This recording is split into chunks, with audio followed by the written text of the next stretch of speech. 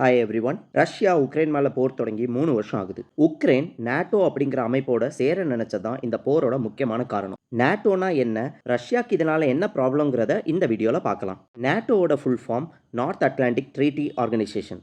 ஆப்பிரிக்காவுக்கும் அமெரிக்காவுக்கும் நடுவில் இருக்கிற கடல் பகுதி தான் அட்லாண்டிக் ஓஷியன். இதோட மேல் பகுதி நார்த் அட்லாண்டிக் ஓஷியனை சுற்றி இருக்கிற 12 நாடுகள் சேர்ந்து 1949 நார்த் அட்லாண்டிக் ட்ரீட்டின்னு ஒரு ஒப்பந்தம் கையெழுத்து போடுறாங்க. இந்த ஒப்பந்தத்தினால கிரியேட் ஆனனால தான் நார்த் அட்லாண்டிக் ட்ரீட்டி ஆர்கனைசேஷன் நேட்டோன்னு சொல்கிறாங்க. America, Canada, Germany, France, England உட்பட 32 நாடுகள் இதோட மெம்பராக இருக்காங்க. இந்த நாடுகள் எல்லாம் சேர்ந்து நேட்டோக்குன்னு ஒரு தனி படையை உருவாக்கியிருக்காங்க.